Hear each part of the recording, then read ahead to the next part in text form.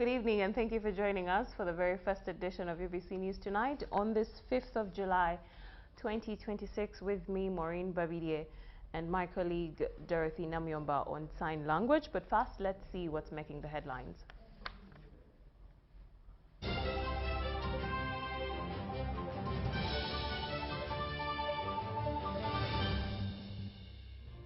In our headlines tonight, President Museveni hails the relationship between the Seventh-day Adventist Church and central government.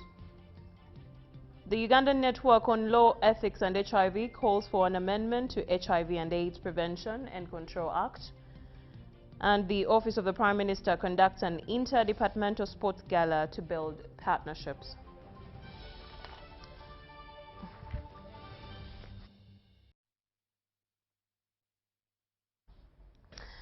In our first report, President Yoweri Museveni has hailed the Christianity relationship between the Seventh-day Adventist Church in Uganda and the central government, which has steered development, peace and stability. This message was delivered by the Second Deputy Prime Minister, Right Honourable Dr. Crispus Chiyonga, who represented the President at the installation ceremony of Right Reverend Godfrey Lubwama, the President of West Buganda Field in the Seventh-day Church Adventist in Mityana district. Christians gathered at West Buganda Field Conference in Mityana district for the installation ceremony of the Seventh-day Adventist Church President for West Buganda. The installation service was presided over by Right Reverend Kajoba, who handed over the leadership to Right Reverend Godfrey Lubwama.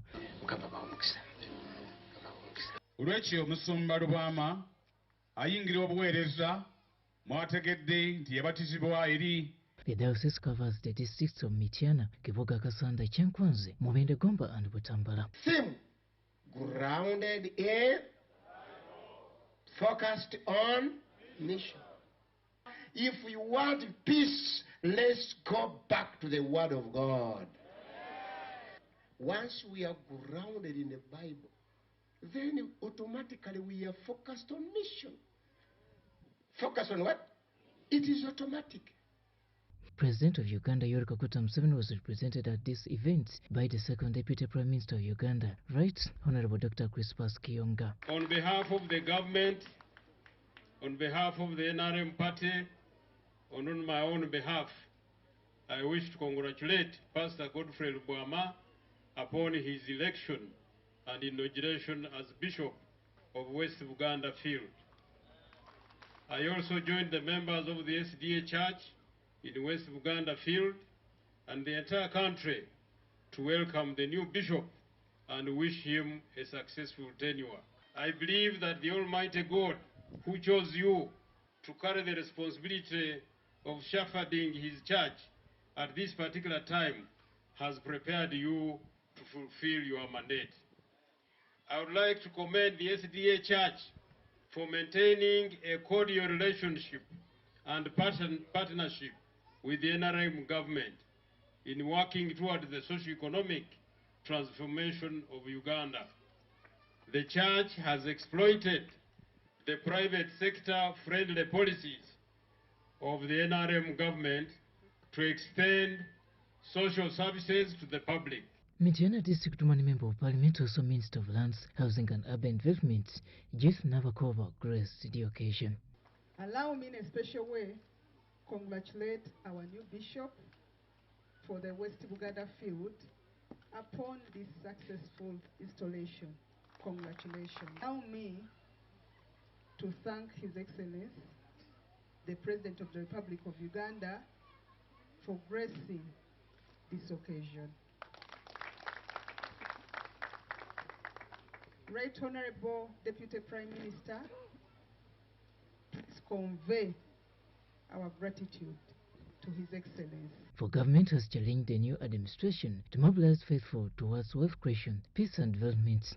Leadership is a crucial pillar to the success of any institution, including the church. The SDA Church is built upon a foundation of solid and visionary leadership. Leaders are ordained by God to serve His people. However, the economic advantages that the NRM has created must be translated into jobs and wealth for household.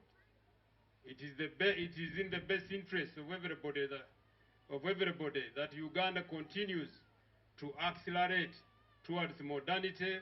The president donated shillings 20 million to the new president.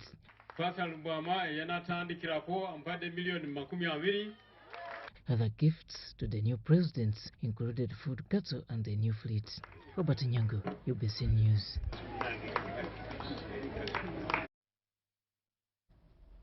Now, the Prime Minister, also the third Deputy Prime Minister, also the woman Member of Parliament for Mayuge District, Hajat Lukia Isanga Nakadama, has commissioned a maize milling machine for persons living with disabilities in Mayuge District. With disabilities in Mayuge District face challenges. I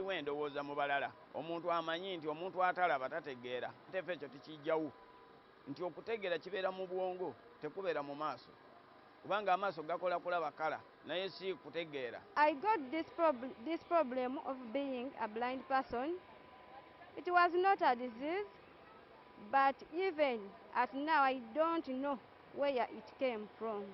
This led to the formation of an association to attract development partners to construct modern houses. Grass touches the candle and the house gets burnt. That was the situation that time. Until I got some support somewhere, I came and we constructed all these houses. To this effect, the Grant Thornton. They have children who have to be supported at school. I hope this machine will help them to support their children who are going to school. Ankit Njangla, the director of Grant Thornton Foundation, urged the beneficiaries utilize the machine well. These machines are your road to self-dependence, your road to sustainability, and your road to a prosperous future.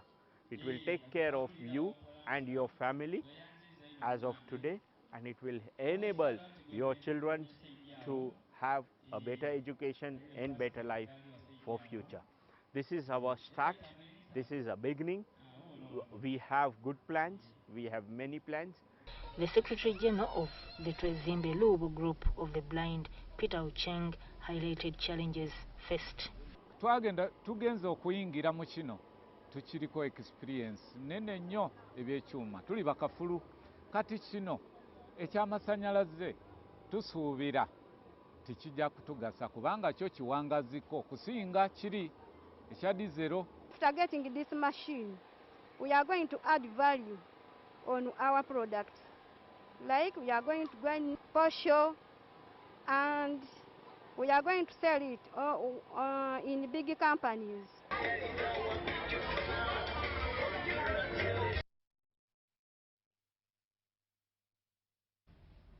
In more news, the ruling NRM has taken another step in strengthening its internal leadership ahead of key legislative business. Members of the party caucus met at the office of the president to elect new caucus leaders and fill vacant positions in the East African Legislative Assembly. The exercise ended with new winners emerging, celebrations from victors, and mixed reactions from unsuccessful candidates. We have a report. Attention, attention, repeat after me, attention. Starting on a physical fitness note. Anthems and crowned with prayers. Father, in the name of Jesus, we want to come against every spirit of bribery. We want to come against every spirit of sectarianism. We want to come against every spirit of hatred, that even as we finish this election, it should not divide us. اهدنا الصراط المستقيم صراط الذين أنعمت عليهم غير المغضوب عليهم ولا الضالين. This is how the NRM caucus meeting began at office of the president. The engagement was meant to elect party caucus leaders and fill the vacant positions of members to the East African Legislative Assembly. In accordance with the notice I issued on the 3rd of July 2026, we are here to elect the NRM Parliamentary Caucus Executive Committee and to conduct the by-election for the 2 vacant NRM positions to the East African Legislative Assembly. Please remember the 2 positions are NRM positions. Members are called upon to conduct themselves in a respectable manner and avoid unbecoming behavior like heckling, shouting throughout the electoral process. For emphasis, the legal practices are spelled out in the parliamentary. The party's national vice chairperson, Alhaj Moses Kigongo, represented the party chairman, President Yoweri Museveni. Don't forget the people who elected you to come here. Don't forget them.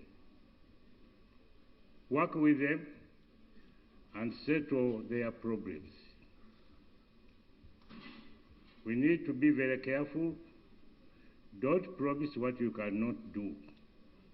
That will become a very big thing in future. When you start promising people and you don't fulfill them, you will see the problem.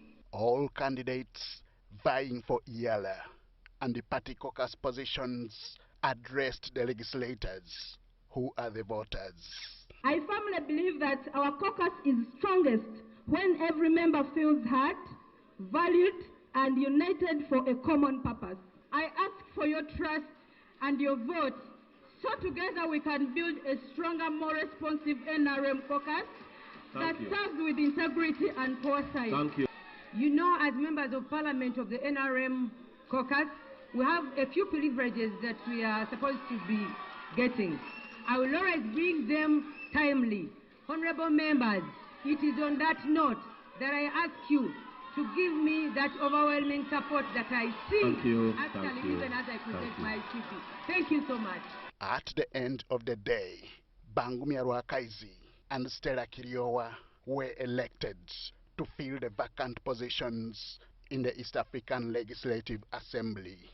This person voted Bagumia Fred Rwakaizi. I want to congratulate Ugandans. This issue of East African Federation, Ugandans must benefit. This East African community must benefit all Ugandans. Thank you so much. To God in it be the glory. I can tell you, delay is not denial. I don't know I can't tell you how I feel, but for me it has been good. Winners celebrated as losers, though not all, willingly conceded. I want to thank the members of parliament for voting me. You voted me free of charge. Henry Okrut, UBC.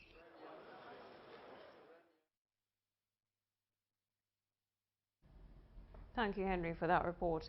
Contractors of local roads in the country have appealed to government to award them roads projects where they can participate in building the economy. They request Ministry of Works and Transport to prioritize local roads contractors, which also might address unemployment.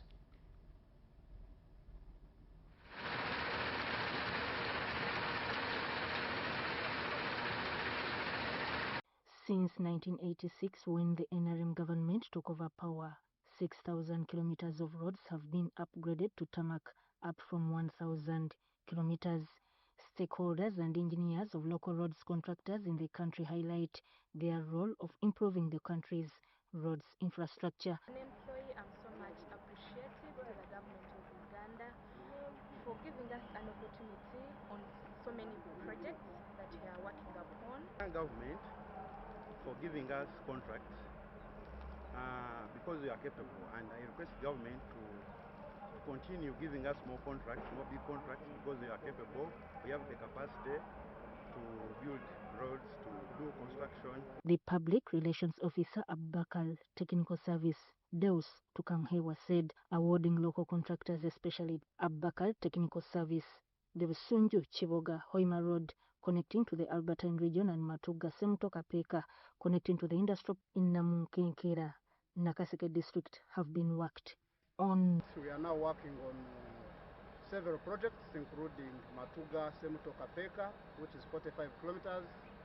We are working on Sunju Chiboga Hoima Road, which is 145 kilometers. And amidst all of these, we employ local people from Uganda. Tukamhewa was addressing the press conference at the Abakal Technical Service offices in Mukono municipality. We are proud and we thank government for having a policy for Build Uganda, Buy Uganda, Build Uganda, and for the enormous support that we have gotten from government, supporting the local contractors. We are so happy, and we thank the government of the Republic of Uganda, and particularly our president, for he has considered us and given us an opportunity to a local contractor like Abeka Technical Services. UBC TV also visited ongoing roads construction works with communities living and using these roads showing signs of development. In another development, the Assistant Judicial Vicar at Lubaga Cathedral, Reverend Father Joseph Senkali, has advised the legal fraternity to tread carefully while considering the sensitivity of DNA tests. He says a controversy in a DNA test on paternity needs to be rectified earlier through traditional processes. None of the children. The following lyrics portray the late Paul Job Kafero's creativity when he foresaw the possibility of women giving children to men who were not their true father.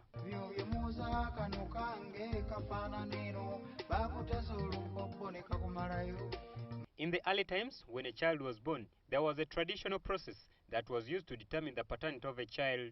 This was before the DNA tests came into the limelight in society. Mary Alex Chiza and Joseph Makumbi narrate with passion how the process used to be.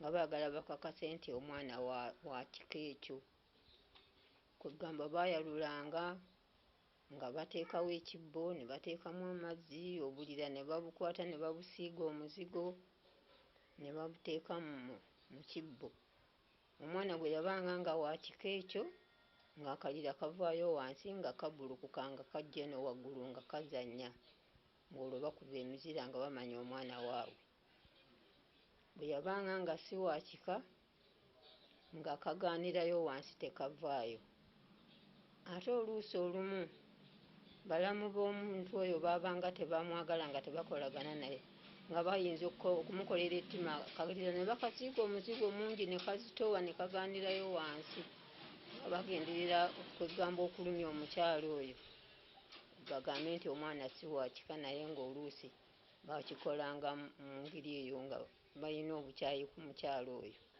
Kati omukolo gwatuukanga nga baddira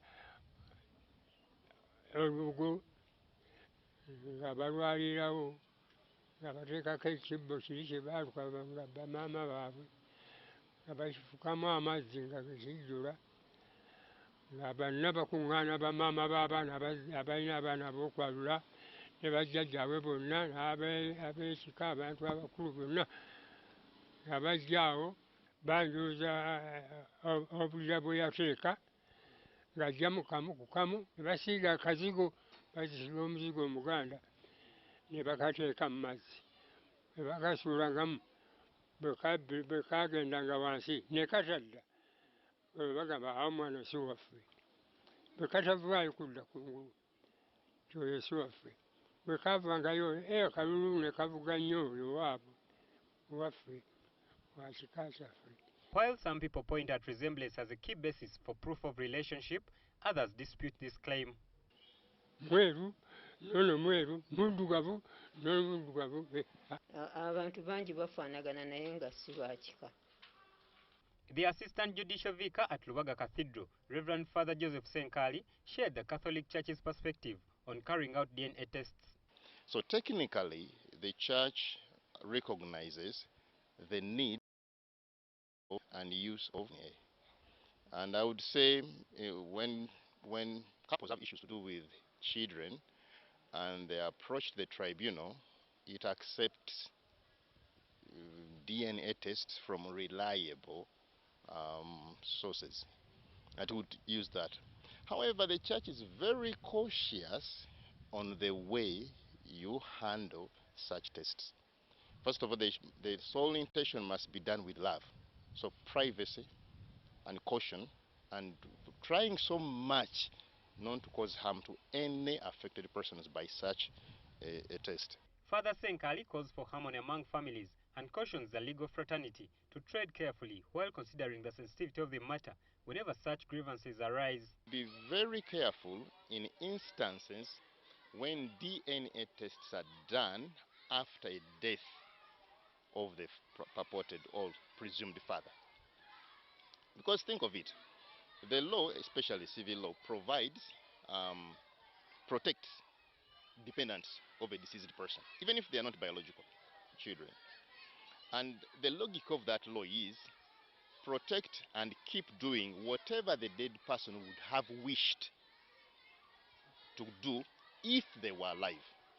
Now, if someone dies and recognizes their children, sometimes even knowingly that they're not biological, then after their death, someone else decides that these children should not be their children, the dead person's children.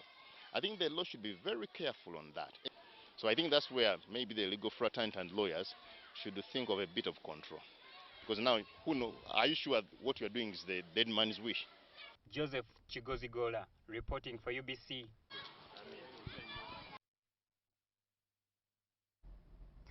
The Uganda Network on Law, Ethics and HIV and AIDS has called for an amendment to the HIV and AIDS Prevention and Control Act 2015, which could discourage people undertaking HIV and AIDS tests. They say fear of prosecution, forced disclosure and persistent stigma are threatening the country's gains against the epidemic. At the center of the debate are sections 18, subsection 2, subsection E, and 41, which they argue violate human rights and fuel discrimination. Take a look.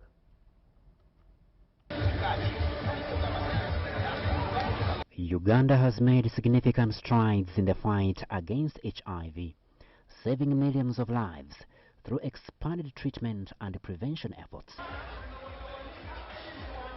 Yet with more than 1 million people still living with the virus, advocates warn that stigma and fear remain major barriers to ending the pandemic. We have already seen preliminary results from the stigma index survey indicate that there is an increase, more than double stigma related to HIV. They warn that parts of the HIV law worsen discrimination and discourage testing, seeking treatment, and openly living with their status. As Uganet, we petitioned the Constitutional Court to challenge sections of the HIV Prevention and Control Act that we think criminalize communities.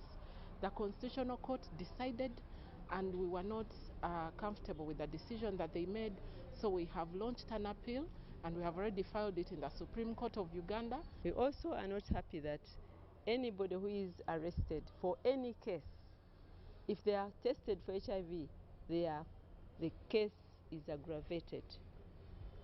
So we think it is a direct target on the people living with HIV. Section 18, subsection 2E of the HIV/AIDS Prevention and Control Act permits health workers to disclose a patient's HIV status to people considered to be in close or continuous contact, including sexual partners. It provides that a health worker is required to disclose the results of an HIV test, if it's a positive test, to any other person who is in close or continuous contact with an HIV positive person, without consent, by the way. And this is, of course, a serious breach of medical confidentiality. I go to do a health worker draws blood from me for a test, and then you are saying after I leave that clinic, that hospital, the next thing I learn is that the health worker is communicating to everybody he or she thinks knows me. And that's what the law provides. How can this be acceptable? How come even during COVID they were not disclosing people's COVID results? And why only HIV then? Why not any other infectious diseases?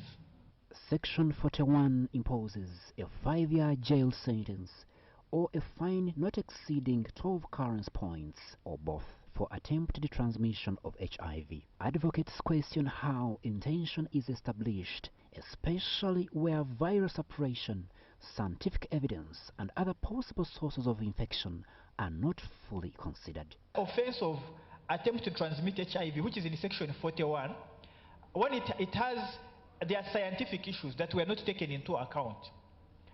From a scientific point of view, what constitutes an attempt? If a person has a low viral load and is not able to transmit HIV, if they are in sexual contact with another person who is negative, can we say there has been an attempt? When scientifically speaking, it's not possible. But the science in this area was not considered by Parliament. And of course, the courts of law will never consider it because it's not in their domain. And we thought we had done a good job in moving the court to appreciate that the science around HIV had evolved, and therefore criminalizing communities was not needed as an effort to make sure that HIV is wiped out. But unfortunately, they did not believe us. Because you are negative, and you don't know, or you know, then we go to a lodge, and you want me to be the one protecting you. Why? Preventing new infections should be a shared responsibility.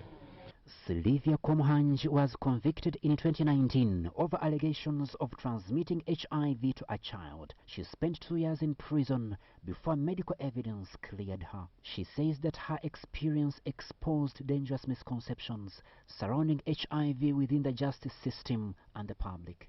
Once you're suspected to be living with HIV, they should go further and investigate.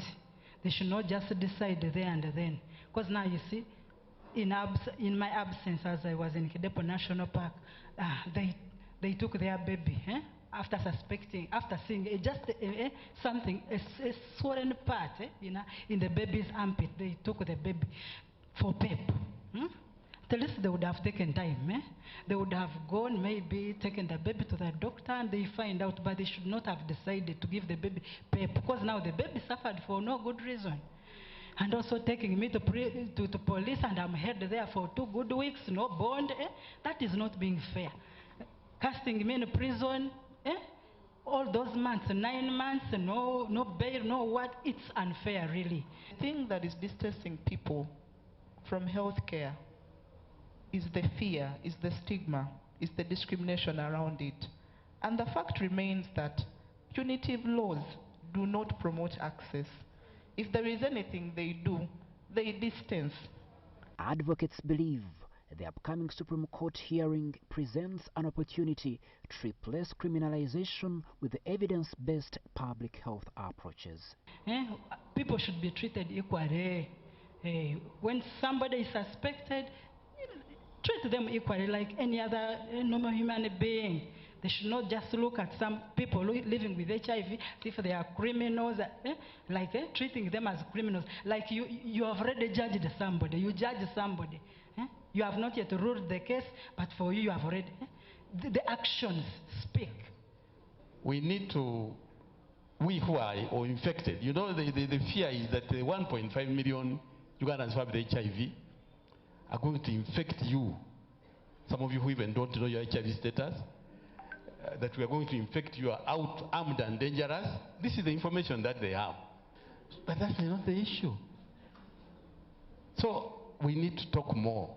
They note that disclosure helps dismantle myth, restores dignity, boosts self-esteem, and inspires more people to seek testing and treatment without fear. Twagala nnyo abavubuka baveeyo boogere nti nina obulwadde era nkola bwe nti, kubanga bw'ovaayo n'oyogera kikuyamba, teweekweka tutodda wansi mu kitanda naye okijjayo bulungi. Era bannaffe aboogedde bwe batyo tubalabye nga bayambiddwa ng'era tebatya kufuna services. So, but with the infections, about 100 new infections every day, we now have, for example, 4,700 babies infected annually. Criminal. And this is something that we really don't need a law about. These are things we need to talk about. For many people living with HIV, disclosing their status remains a deeply personal decision shaped by fear of discrimination. Or when I wake up as a woman living with HIV, we have disclosed without even telling our children and our families. And our children are now the ones bearing the stigma that we did not bear. Because when we did disclose, when we talked about the things, we were ready, we were prepared. But our children are not prepared, and they get in the school and then they are saying, this one's mother is HIV positive, and therefore he's also positive, she's also positive. And therefore, like the trickle stigma that goes to your children, and they cannot be the same. They cannot live their lives the way they should be living their lives. Currently, 300,000 people are not on HIV treatment. As Uganda strives to end HIV as a public health threat, not criminalizing those living with the virus could be the country's effective remedy to eliminate new HIV infections. Crispus Arinitwe reporting for UBC. Thank you, Crispus Arinitwe, for bringing us to speed on such a very sensitive topic across the globe. But on more hopeful news, civilian veterans of the 1980 to 86 bush war in Greater Luero have been reminded that efforts are underway to improve their livelihoods through a new support initiative.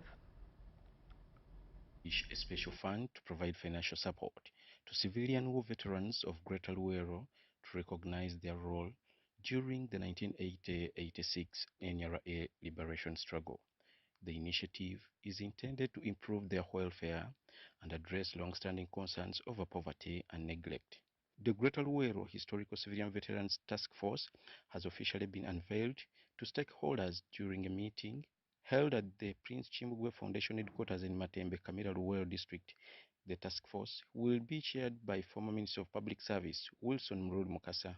Tuze tutya abalwanyi baffe tukola nti Yesu bazzeemu ku maanyi bafunye wadde bakaddiye na bino ebibaluma ebyo byonna byonna tubisalidde magezi ki bwe kikola then kubanga ebiruma bano kumpi ebimu n'ebiri emikono ebimu ebiri emubendi n'ekiboga kati katukose wano mu makka wano nteeka akabiina ako aga nti okay Mruli Mukasa kakulembere. He said the proposed initiative will mobilize resources to support income-generating projects, healthcare, education and modern agriculture. Ateekebwawo mu mwezi ogwokuna nga nti twagala mukole tulabe this time nze sandyagadde nga musajja mukulu kulaba nti abalwanyi baffe balina endowooza eyo era bakyali mu ndowooza eyo era omulimu gwe twakola gwe twafiirira nga twakola kinene ate nga bagukyuse mu kifo ky'okubeera omulimu omulungi ogwenyumirizibwamu ekifuuka ekivumu. Former Bundibujo RDC and Task Force Committee member Samuel Kazinga said financial and technical support will be tailored to beneficiaries based on their socio-economic needs. Ekikyusa abawana Matembe Mukama yebazibwe abawangaaza ne mulwana olutalo ne muluwangula n'okutuusa kati nga mukyali balamu twekubireko mu ngalo. The executive director of the Prince Chimbugwe Foundation and advisor to the task force, Omulanga Edward Chimbugwe, showcased modern agriculture technologies to promote value addition.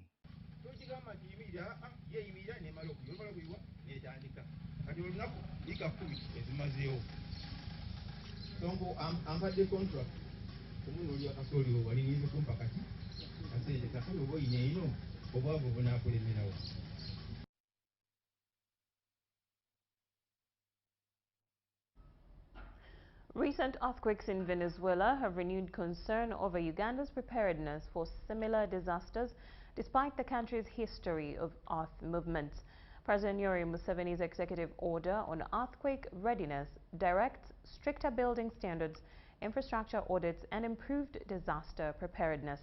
Engineering expert Dr. Badru Chigundu says science and proper planning can reduce the devastating impact. To many Ugandans, the ground beneath their feet appears permanently stable. Yet, deep underneath, enormous tectonic plates are constantly shifting slowly and silently, while storing energy that can be released without warning. When that happens, the earth shakes, a phenomenon which is what the world knows as an earthquake. when a slight movement takes place in those plates, whether it is vertical or horizontal, here on the ground we shall feel those movements through seismic waves, which kind of shake the ground and whatever is attendant. Earthquakes may strike naturally as tectonic plates move. Others, though less common, can also be triggered by human activities. These include underground blasting, tunneling, and major disturbances beneath the Earth's surface. Scientists say predicting exactly when an earthquake will occur remains one of nature's greatest challenges. Sometimes we get involved in activities which may cause the disruption in the stability of the ground, like blasting. We do blasting rocks, both close to the ground and underground, when we want to drill tunnels, say through mountains. Uganda is no stranger to earthquakes. The western region, lying close to the East African rift, has experienced several significant tremors over the decades. Among the strongest was the 1990 earthquake, measuring 7.2 magnitude, while in 1994, Kisomoro earthquake caused damage to buildings across western Uganda.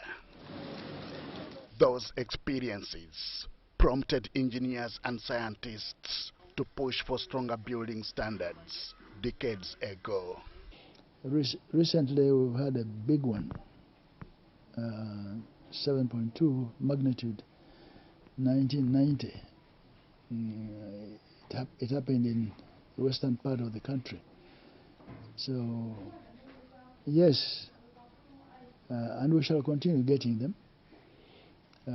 We just have to be prepared so that the infrastructure that we build, these high solid buildings, are protected. That is a temporary. Following years of scientific research, Uganda developed engineering codes that guide the construction of earthquake-resistant buildings. The challenge, experts say, lies not in the absence of standards, but in enforcing them consistently. Every approved building, particularly multi-storied structures, should comply with modern engineering requirements. Are we prepared? Yes, we've been prepared. And the consulting engineers have been using this code and other codes from across the world. So Ugandans stay alert. Don't just relax and say this is something for Japanese only. Countries such as Japan have transformed repeated disasters into opportunities for innovation.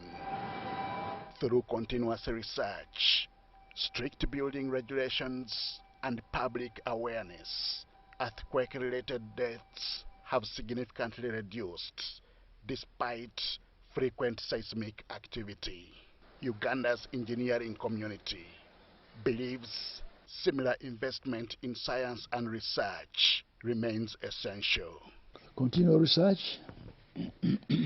Our universities where engineering programs are available should be facilitated to make sure research in this particular science is enhanced. And there are a few students who have graduated, especially from Makerere, that's what I recall. They continue to graduate with knowledge about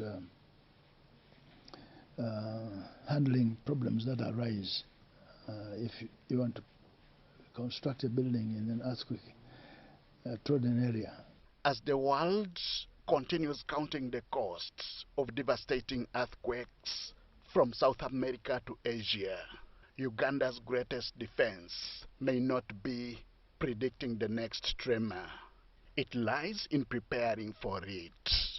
For engineers, preparedness begins long before the ground starts shaking inside classrooms, drawing boards, construction sites, and every building approval office across the country. Why? Because while earthquakes cannot be stopped, disasters can. We should continue responding to the requirements that science puts forth through building codes and enforce, make sure enforcement agencies don't approve plans just for the sake of approval. Whether Uganda experiences another major earthquake tomorrow or decades from now, experts insist one lesson remains unchanged. Resilient buildings save lives. Henry Okrut, UBC.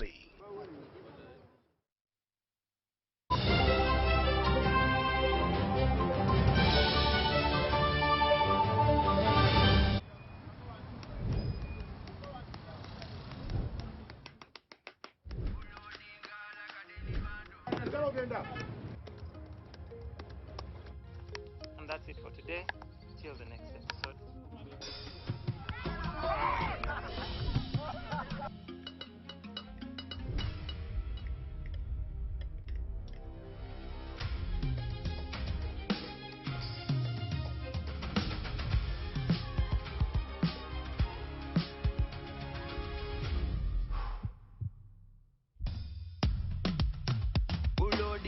Like a daily bando, like a daily bando, like a daily bando. Omuliro nguwulira muli mu mutima kukankana like drums. Kalakata, kalakata, enendongo yakusabula. Mikono juu, free of fire, free of fire, free of fire.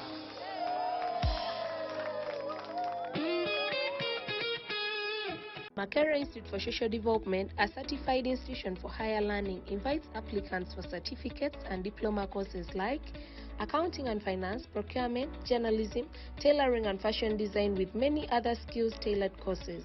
Our institution is compliant. First of all, it is recognized by National Council for Higher Education. We are certified.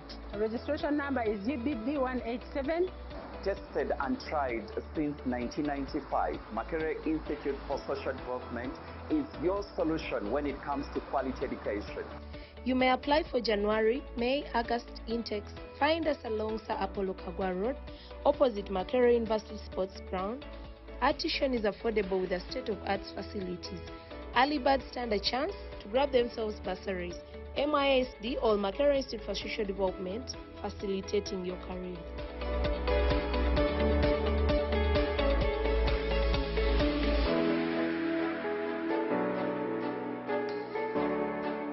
There is a new way to keep your breath fresh all day. Introducing Movit All Day Toothpaste, meant to give you powerful night gum defense and teeth whitening. The charcoal flavor gives you deep cleansing and power stain removal. And the herbal delivers natural strength for healthy, confident smiles. Choose Movit All Day Toothpaste and enjoy freshness all day.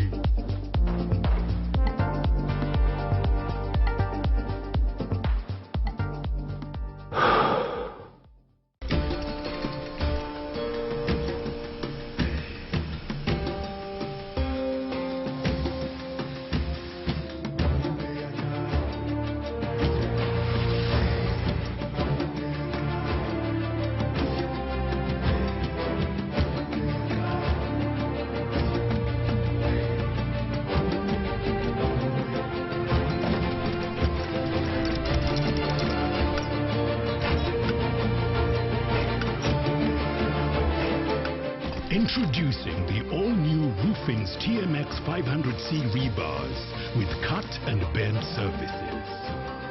Roofing's, strength of a nation.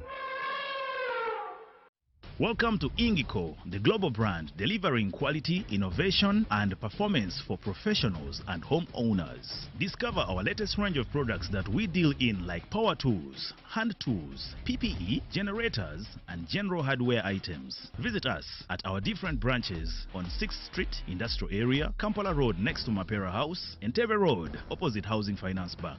Visit our website at www.ingikotoolsuganda.com or call us on 0709 861 948 or 0779 491 855. Ingiko, make the world in your hands. I'm called Awidi Isabella. I'm studying from Villa Maria School of Nursing. I've won a school fees with the MTN Momo. This school fees you win for a full year, which I'm very happy for it. I thank MTN Momo for helping me in paying my school fees. We've paid all the fees for the year. Thank you very much, because on Wednesday, the principal told me, look for my man and bring my man. I told her, me, I don't have man, and you have to wait until I get the money. But when I left our office, at 3, they called me that you've won the money from Momo. I said, how does it happen? As long as you pay school fees using Momo, you stand a chance to win school fees for a year. Dial *165 *80# to win school fees for a year and more.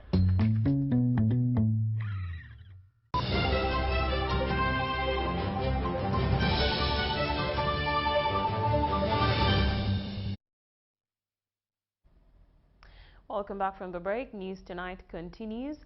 Now, teachers of Uganda Muslim Teachers Association have pledged to double in educating the youth.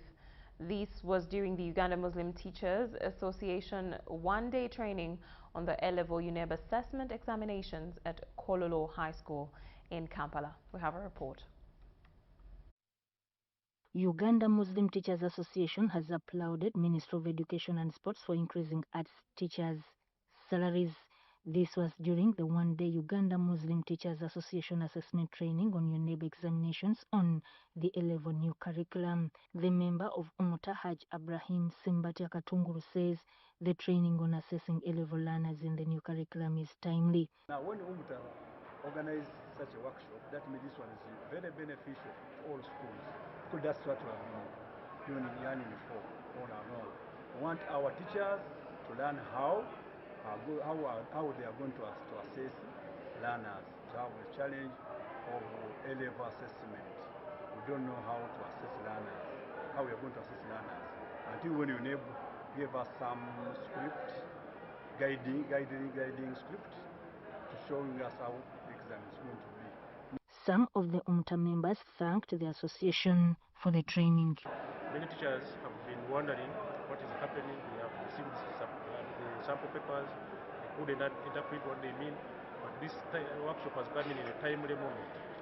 I believe by the end of this session, many of their answers and fears will be addressed. I would like to take this opportunity to thank the government of Uganda for giving us the ground that is happening now at Kololo High School.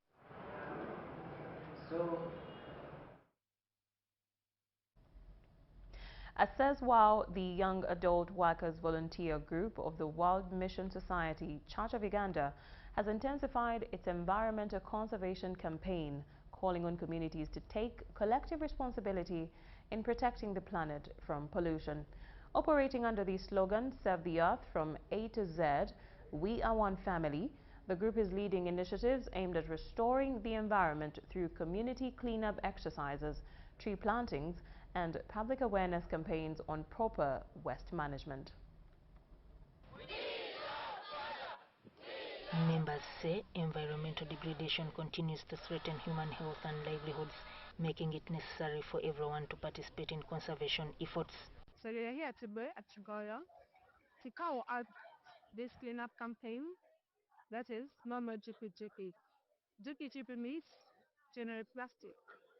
So when we carry out this activity to reduce plastics in our meters. And then so, in the heart of mother, we carry out these activities to see the environment from pollution, make it clean and therefore healthy for other living creatures.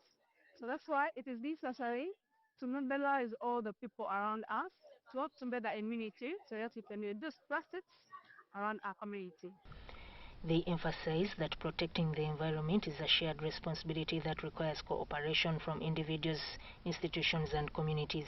Of course, there is a change ever since we started this activity, because now you can see the area is somehow clean. But before he started, the area is meant such to be clean. But nowadays, you can see that people are trying their best to clean the area where they live, and also this makes an improvement in the community. Speaking during one of the activities, organizers encouraged young people to take the lead in promoting sustainable practices that reduce pollution and preserve natural resources for future generations.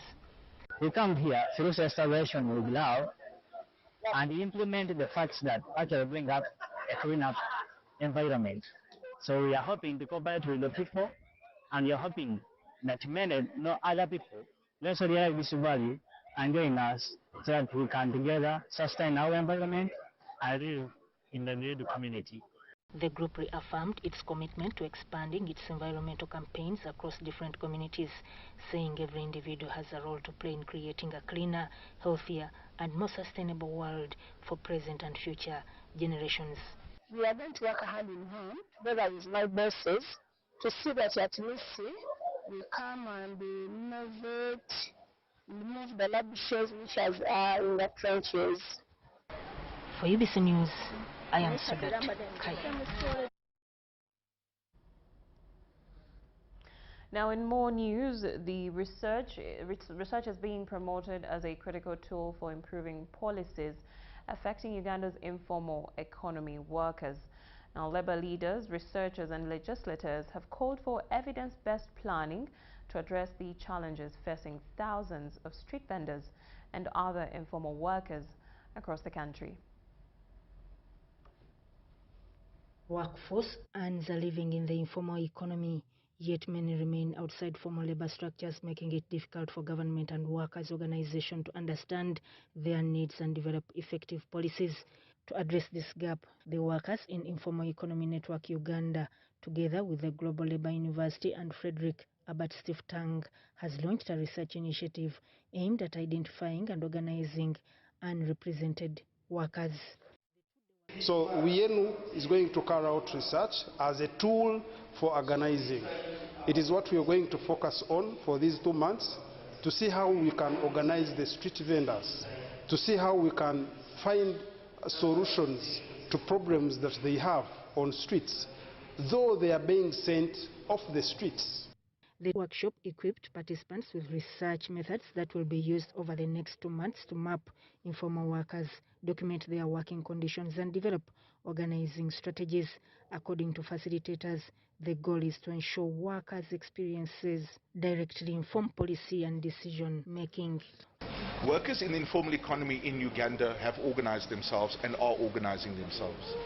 These organizations need to be taken seriously, not only as organizations that can represent the lived experiences and can broadcast the issues that informal economy or popular economy workers face, but they should also be listened to from a policy point of view.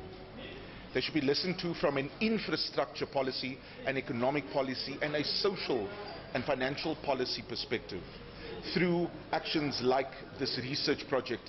Workers' representatives say many informal workers continue to face evictions, poor working conditions and limited social protection despite contributing to Uganda's economy through taxes and daily commerce. They argue that research will strengthen advocacy for improved workplace policies, including access to affordable childcare, organized trading spaces and social protection. And after doing a research, we are going to come up with a report. And after coming up with a report, in these 6 months, is where we're going to identify those different informal economy workers, and then we organize them and recruit them into different unions and the organization that will help them. The Workers' Member of Parliament, Honorable Agnes Kunihira Abuoli, says reliable data is essential for Parliament to make informed laws, allocate resources and plan effectively for workers in the informal economy. If we do research, we shall be able to know who is where and what are they doing. For example, if somebody gave me a question, how many border raiders do we have? we don't know them. But they could be 1 million, they could be 500. And if you don't know them, you may not be able to plan for them very effectively. The findings from the research will be presented later this year and are expected to support future advocacy for stronger labor protections and better working conditions for Uganda's growing informal workforce.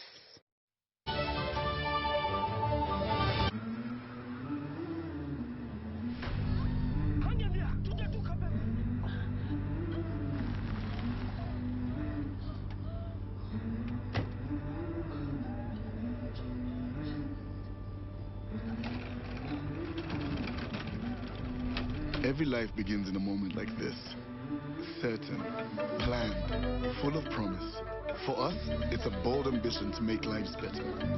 Because somewhere, someone is stepping into a world of work for the first time with the confidence that their retirement is taken care of. We make dreams possible. From owning homes to scaling businesses. And when health takes an unexpected turn, help is there when it's needed most. And because legacies matter, what people build does not end with them. It's passed on. We value moments with go-getters, bold dreamers and believers. Different paths, different rhythms, with one shared belief that financial freedom is within reach. For 40 years, we've made lives better and fueled Uganda's economy. Through careful investments, we have supported businesses, created jobs, and backed our nation. To us, it's more than saving. It's believing in effort, in patience, in possibility. It's making lives better. We believe in you, in us, and in Uganda.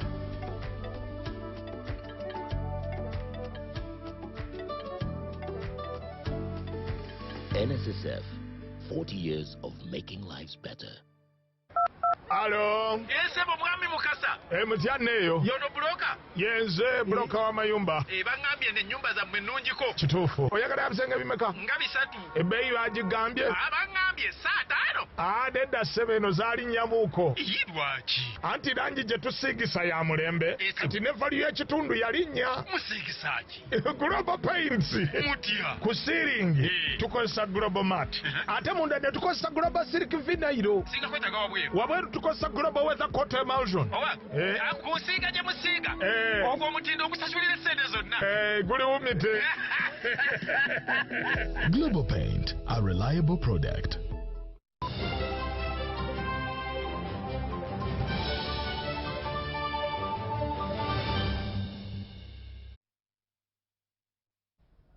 In sports news, the Office of the Prime Minister has joined other government ministries, departments and agencies to commemorate the belated 15th Africa Public Service Day. This year, the Office of the Prime Minister conducted Interdepartmental Sports Gala at Chambogo University main campus.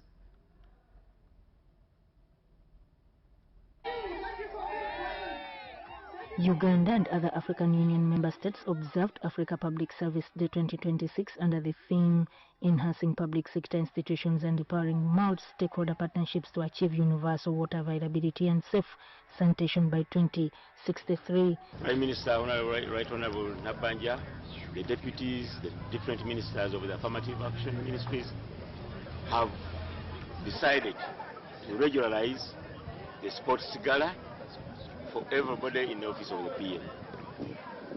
One is to create teamwork as at the beginning of the term. Also to break silos between the departments, for everybody to feel at home and family, and for everybody to relax and create more networks from within, as we strategically must take the same to the whole country. Speaking as chief guest at the end of the sports gala, Robert Kasule Sebunya, the head of the Prime Minister's Delivery Unit, lauded government for such initiatives. It's a day to celebrate all public servants, the effort they put in the education to serving humanity. Also, we're here to celebrate the sacrifices we make.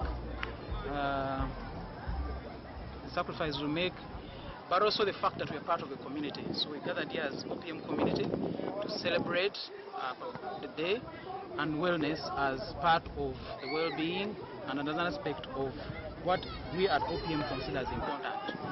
The sports gala was won by the Monitoring and Evaluation and Sustainable Development Goals Secretariat with 21 points and 3 other departments. The Executive, Pacification and Development and Finance and Administration tied up on 19 points, among others.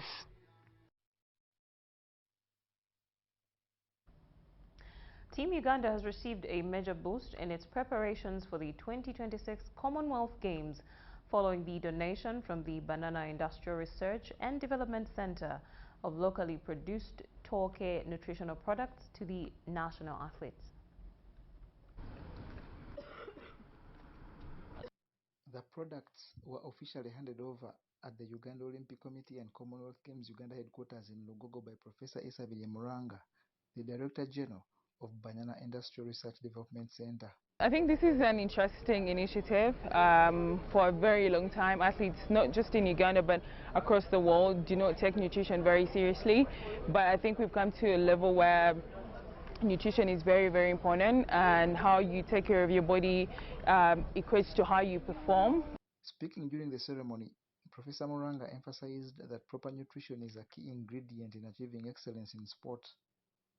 She noted that alongside training, discipline and mental preparation, quality nutrition plays a vital role in improving athletes' performance and recovery. When we top up these sportsmen with the requisite fuel for their different sports, we're going to get more medals, we're going to get more success, and we're going to celebrate as a nation. Professor Moureen also urged Team Uganda athletes to represent the country with pride, uphold discipline and integrity, reject all forms of competition manipulation and betting, and remain focused on achieving success at the Commonwealth Games. Energy bites that we've given, including the milkshakes, they have been modified starch in our company, that we've added other protein supplements like milk to make them high and effective in terms of nutritional recovery support, but they don't have any negative drug-related issues. According to the Uganda Olympic Committee President Dr. Donald Rukari, the token nutritional products are expected to support the athletes throughout their preparations, while showcasing the potential of Ugandan-made products in enhancing high performance in sport. So today, Professor gave our athletes a talk on the value of proper nutrition: eat well, feed well, rest well, compete well. So she has been able to give them a session on the nutritional aspects, but also provide them with a nutritional package from the Torque products, ranging from a milkshake to the power biscuits to the porridge. And we're going to follow this up with customized packages for each of our athletes. They're going to fill a questionnaire where they'll give us their important details, and then we'll be able, together with the team from BADIC, to customize a package for them as they go into the games for Glasgow. Team Uganda, that has 55 athletes from 10 federations, continues its training program as preparations for the 2026 Commonwealth Games that start on 23rd July gather momentum.